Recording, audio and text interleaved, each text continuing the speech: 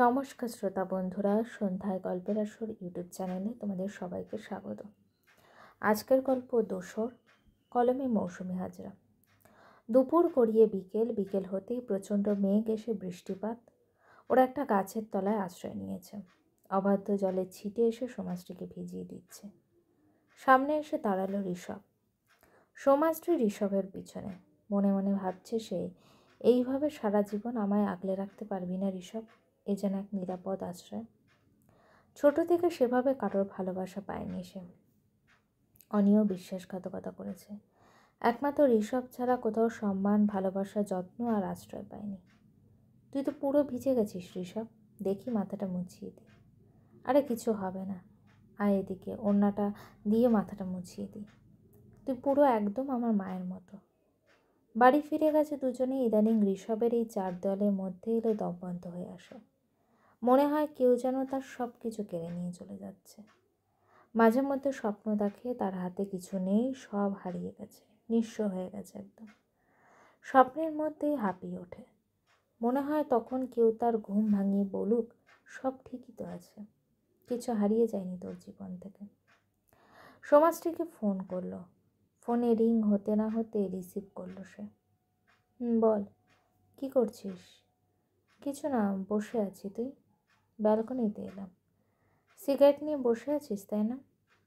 হাতে সিগারেটটা নিয়ে ধরাতে গিয়ে আর ধরাতে পারল না। মুখে বলল, কই না তো, আমি তো এমনি দাঁড়িয়ে আছি। কেন, সিগারেট ছেড়ে দিয়েছিস নাকি? না না, দুনিয়া ছেড়ে দেবো, তবু সিগারেট ছাড়ব না। এত প্রেম সিগারেটের প্রতি? ওটাই তো একমাত্র সঙ্গী যা আমাকে কোনোদিনও ছাড়বে না।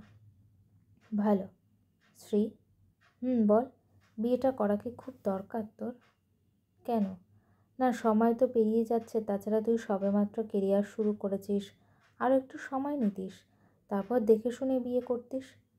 সমাজটি মনে মনে ভাবলো, তবু তুই সোজাভাবে বলবি না যে তোকে ছাড়া আমি থাকতে পারবো না, ঘুরিয়ে পেঁচিয়েই বলতে হবে। ঋষভের ফোনে একটা আননোন নাম্বার থেকে বারবার কল আসছে দেখে ঋষভ সমাজটিকে একটু পরে ফোন করছি বলে রেখে দিল। তারপর ওই আননোন নাম্বারে কল ব্যাক করলো। কি ঋষভবাবু, চিনতে পারছো? অনি? বাহ, মনে রেখেছো আমাকে তাহলে।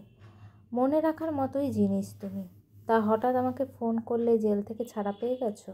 জামিন পেয়েছি তোমাদের সর্বনাশ করার জন্য। এখনও ভালো হলে না? শুনলাম সমাজটির বিয়ে, আমার হাত থেকে ওকে বাঁচাতে পারো কি না দেখো। হ্যালো হ্যালো অনি। ফোনটা ডিসকানেক্ট হয়ে গেছে। এই প্রথম ঋষভের মনে ভয় শুরু হলো। তাড়াতাড়ি সমাজটিকে ফোন করলো। শোন শ্রী, যত প্রয়োজনই হোক না কেন তুই বাইরে একদম বেরোবি না। কেন, কি হয়েছে? এত প্রশ্ন করবি না, যা বলছি শোন। পরের দিন ঋষভ বারবার সমাজটিকে ফোন করছিল, শুধুমাত্র সমাজটি ঠিক আছে কিনা জানার জন্য। সন্ধ্যার দিকে সমাজটি নিজে একবার ঋষভকে ফোন করলো। ঋষভ ফোন ধরতে সমাজটি হাউমাউ করে কেঁদে উঠল। ঋষভ বারবার জানতে চাইল কি হয়েছে। সমাজটি নিজেকে একটু শান্ত করে বলল, কালই আমার বিয়ে, বাড়ি থেকে হঠাৎ ঠিক হলো ঘরোয়াভাবে সব কিছু হবে, ছেলেকে নাকি বাইরে যেতে হবে, তাই তাড়াহুড়ো করে সিদ্ধান্ত নেওয়া হলো। ঋষভ দাঁতে দাঁত চেপে রেগে বলল, আর তোর সিদ্ধান্ত কি? তুই তো নিজের সিদ্ধান্ত নিজে নিতে পারিস, তাহলে তুই কি চাস? সমাজটি অবাক হলো, মনে মনে ভাবলো, ঋষভ এখনও চুপ করে থাকবে, কিছু বলবে না। কিছুক্ষণ থেমে সমাজটি বলল, আমি কি চাই তাতে কারোর কিছু আসে যায় না। ঋষভ বলল, কংগ্র্যাচুলেশন, বিয়েটা করে নে। ফোনটা রেখে দিল ঋষভ। রাগে সামনের দেওয়ালে নিজের হাতে করে জোর আঘাত করলো। চোখ দিয়ে জল গড়িয়ে পড়ছে তার। এই রাত নির্ঘুম কাটবে আজ তাদের।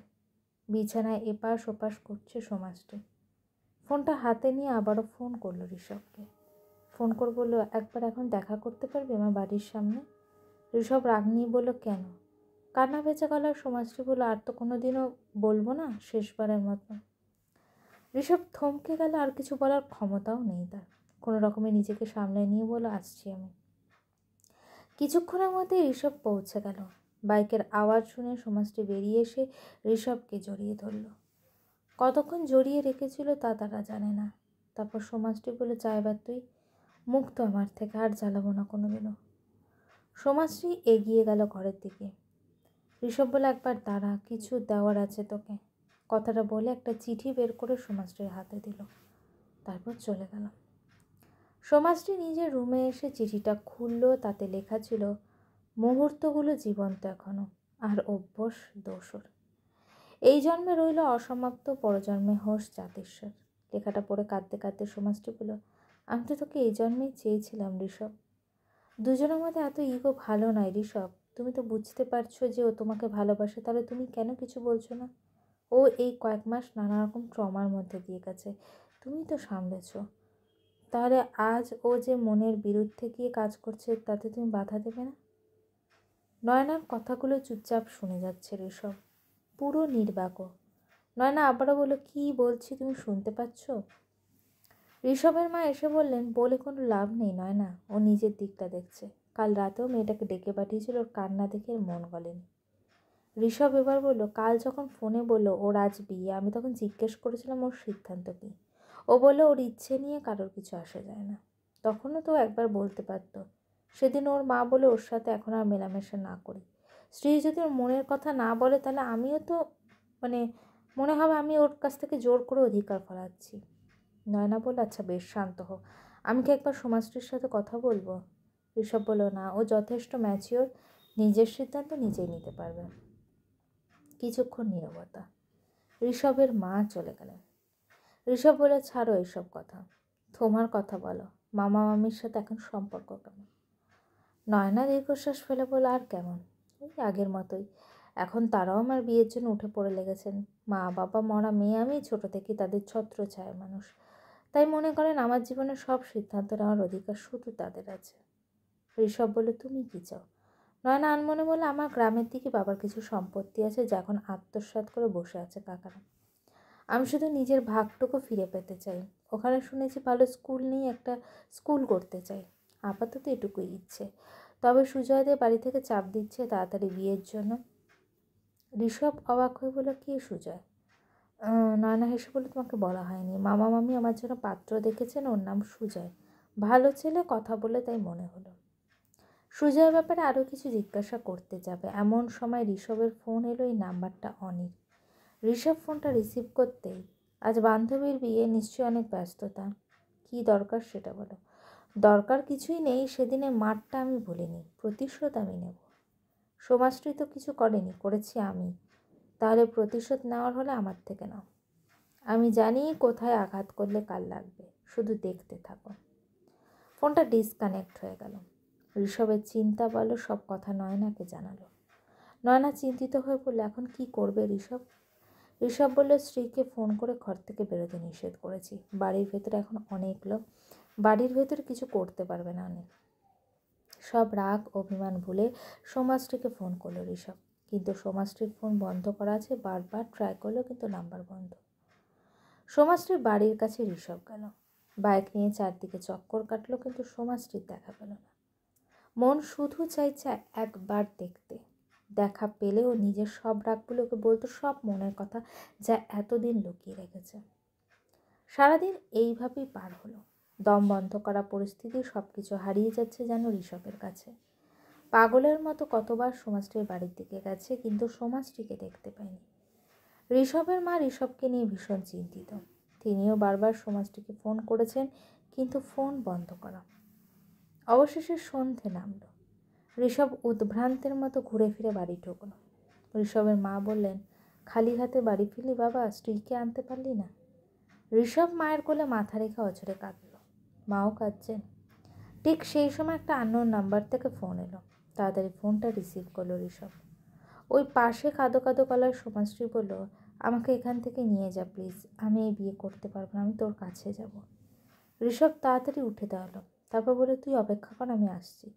সোমাশ্রীর সাথে সাথে বলল, বাড়ি থেকে আমার ফোন নিয়ে নিয়েছি, যাতে আমি তোর সাথে যোগাযোগ করতে না পারি। সকাল থেকে আমি ঘরবন্দি, আমি অনেক চেষ্টা করেও হাতে ফোন পাইনি। এটা পার্লারের দিদির নম্বর, ও আমাকে সাজাতে এসেছে, আমি সেলফি নেব বলে ফোনটা নিয়ে ব্যালকনিতে এসেছি। তুই তাড়াতাড়ি আয় প্লিজ। বাইক দ্রুত গতিতে ছুটছে, আর কোনো বাধা নেই। এখন যেভাবেই হোক সোমাশ্রীর কাছে যেতে হবে ঋষভকে। হাতে সময় কম, অতীতের সব কিছু মনে পড়ছে। একসাথে স্কুল যাওয়া, বাড়ি ফিরে আসা, একে অপরের সাথে ঝগড়া করা, আবার একে অপরকে ছাড়া একটু চলতে না পারা। এই সব মনের মধ্যে ঘুরছে। আজ সব বাধা পেরিয়ে সমাজটির হাত ধরে নিয়ে আসবো, এই অধিকার শুধু ঋষভের। ও পাশ থেকে একটা গাড়ি এসে ঋষভকে ধাক্কা দিল, ছিটকে পড়ল ঋষভ রাস্তায়। ঘটনার আকস্মিকতায় ঋষভের এক মুহূর্তের মধ্যে চারদিক যেন অন্ধকার হয়ে গেল। সামনের দিকে তাকাতেই বুঝলো বাইক অন্যদিকে আর ও রাস্তায়। শরীর যেন তার অসাড় হয়ে গেছে। নিজের শক্তি দিয়ে আবারও সামনে তাকিয়ে দেখলো একটু দূরে অনি নিজের গাড়িটা আবার স্টার্ট দিচ্ছে। হয়তো এবার ঋষভের ওপর চালিয়ে দেবে। মুখে তার পুরো হাসি। গাড়ির ভিতরের আলোতেই তা স্পষ্ট দেখতে পাচ্ছে ঋষভ। তার মানে এটাই তার প্রতিশোধ। ও জানত সমাজটির প্রাণভ্রমর ঋষভ। তাকে সরাতে পারলে সমাজটির থেকে প্রতিশোধ নেওয়া যাবে। গাড়ি এগিয়ে আসছে, ঠিক সেই সময় আরও একটা গাড়ি ঋষভকে যেন আড়াল করলো। গাড়ি থেকে নামলেন এক ব্যক্তি, ঋষভকে ধরে তোলার চেষ্টা করলেন। ঋষভও নিজের শক্তি দিয়ে ওঠার চেষ্টা করলো। মাথা থেকে রক্ত বেরোচ্ছে। কোনো রকমে গাড়ি চাপানো হলো ঋষভকে। তারপর ওই ব্যক্তি বললেন, ভয় পাওয়ার কিছু নেই, আমি হসপিটাল নিয়ে যাচ্ছি। ঋষভ সাথে সাথে বলে, হসপিটাল আমি ঠিকানা দিচ্ছি, আমাকে সেখানে নিয়ে চলুন প্লিজ। আমি সেখানে পৌঁছতে না পারলে অনেক বড় ক্ষতি হয়ে যাবে। এরপর সেই ব্যক্তি ঋষভের থেকে সব শুনে বললেন, তবে তাই হোক, তারপর কিন্তু হসপিটাল যেতেই হবে। আপনার মাথা থেকে অনেক রক্ত বেরোচ্ছে। কথাটা বলেই একটা রুমাল দিয়ে মাথাটা বাঁধতে বললেন। তারপর তিনি ফোন করে একজনকে বললেন, নাম অনি, কিছুদিন আগে একটি মেয়ের অর্ধনগ্ন ভিডিও বের করার জন্য অ্যারেস্ট হয়েছিল। এখন একজনকে খুন করার চেষ্টা করছে। সাক্ষী আমি আছি, তাড়াতাড়ি খুঁজে বের করে আমার কাছে নিয়ে আসুন। ঋষভ অবাক হলো, শরীরে ভীষণ চোট পেয়েছে। ধীরে ধীরে বলল, কে আপনি? ওই ব্যক্তিটি বললেন, আমার নাম সুজয়, আমি এই এলাকার নতুন ইন্সপেক্টর। অবশেষে সমাজটির বাড়ি পৌঁছলো দুজনে। ঋষভ কোনো রকমের গাড়ি থেকে নেমে ছুটল সমাজটির কাছে। বাড়ির সকলে হাঁ করে তাকিয়ে আছে ঋষভের দিকে। সারা গায়ে রক্ত। এদিকে ওদিক খোঁজার পর একটা রুমে গিয়ে সমাজটিকে দেখতে পেল। ছুটে গিয়ে জড়িয়ে ধরল। সমাজটি কাঁদতে কাঁদতে বলল, এ কী অবস্থা তোর? কি হয়েছে? অ্যাক্সিডেন্ট করেছিস? ঋষভ বলল, সব কথা পরে হবে, এখন তো চল আগে। সমাজটির মা আটকালেন। ততক্ষণে সুজয় বাড়ির মধ্যে ঢুকে পড়েছে। সমাজটির মাকে বলল, ওরা অ্যাডাল্ট, আপনি ওদের বাধা দিতে পারেন না। বরং যা দেখছি তাতে আপনি জোর করে বিয়ে দিচ্ছেন একজন অ্যাডাল্ট মেয়ের মতের বিরুদ্ধে গিয়ে। সরে যান, ওদের যেতে দিন।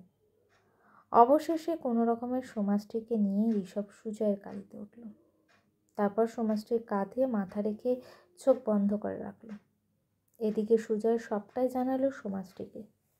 সমাজটি দু হাতে আগলে ধরে আছে ঋষভকে। হসপিটালে নিয়ে এসে ভর্তি করা হলো। মাথায় চোটটা গভীর, তবে ভয়ের কিছু নেই। ঋষভকে যে সুস্থ হতেই হবে সুজয়বাবু জানালো অনি ধরা পড়েছে। ঋষভের মাকেও খবর দেওয়া হলো। তিনি এসে ঋষভের সাথে দেখা করে সমাজটির কাছে গেলেন। সমাজটি এই ঘটনায় ভীষণ ভয় পেয়ে গেছে। বারবার প্রার্থনা করছে ঋষভের যেন কিছু না হয়। ঋষভের মা গিয়ে সমাজটির মাথায় হাত রাখতেই সমাজটি কেঁদে উঠল। ঋষভের মা জড়িয়ে ধরলেন তাকে আর বলেন, আর তোদের মধ্যে দূরত্ব নিয়ে আসিস না, কেউ ভালো থাকবে না। 10 দিন পর তুই আমার রুমে কি করছিস? এই কদিন আমি ছিলাম না বলে পুরো আধিপত্য বিস্তার করেছিস। আন্টি বলেছে এটা আমারও রুম। তোর কিছু বলার আছে না? তো তাহলে তুই বিয়েটা করে নিতে পারতিস, আমাকে ডাকার কি দরকার ছিল? তুইও তো বলতে পারতিস, মানে সব কিছু আমিই করাবো। লেডিস ফার্স্ট মুখে বলিস, তাহলে এই বেলায় নয় কেন? বল তাড়াতাড়ি। তুই বল, চিঠিতে কবিতা লিখতে পারিস অথচ মুখ ফুটে মনের কথা বলতে পারিস না। তুই খুব পারিস না? না গেলে এখন অন্য ছেলের বউ হয়ে যেতিস। উদ্ধার করেছিস আমায়। ঠিক আছে, যা, চলে যাচ্ছি। ঋষভ সমাজটির হাতটা ধরে নিজের কাছে টানল। জানিস স্ত্রী, আমি প্রায় স্বপ্ন দেখে আমার থেকে সব হারিয়ে যাচ্ছে, আমি নিঃস্ব হয়ে যাচ্ছি। আমি আছি তো, তোকে আগলে নেব। আমি 10টা থেকে এখন 2টো সিগারেটে নেমে এসেছি। ধীরে ধীরেও সেটা ছেড়ে দেবো। আমি থেকে যাব তোর যে কোনো পরিস্থিতিতে। আমি বাইরে যতটা স্ট্রং, ভেতরে ততটাই দুর্বল। আমি হারাতে ভয় পাই। আমি হারাবো না, এইভাবে শক্ত করে দুজন দুজনকে ধরে রাখবো। ঝগড়া করব, রাগ অভিমান সব থাকবে। তার থেকেও বেশি তোকে ভালোবাসবো। পারবি এই ছন্নছাড়া ছেলেটার সাথে বাকি জীবনটা থাকতে? জীবনে এতগুলো বছর যার সাথে কাটালাম, তার সাথে বাকি জীবনটা কাটাতে পারবো না? খুব পারবো। আমার আজীবন দোসর থাকবো। শুধু সম্পর্কের মুকুটে আর একটা পালক যোগ হবে। ভালোবাসি তোকে ঋষভ, খুব খুব ভালোবাসি। আমাকে এইভাবেই আগলে রাখিস। রাখবো তো, তুই যে আমার বাড়ি ফেরার কারণ। দরজার বাইরে সবটাই শুনছিল সুজয়। ঋষভের সাথে দেখা করতে এসেছিল, তবে ওদের এখন বিরক্ত করা ঠিক হবে না, কারণ মিল হলে মনের শান্তি পাওয়া যায়।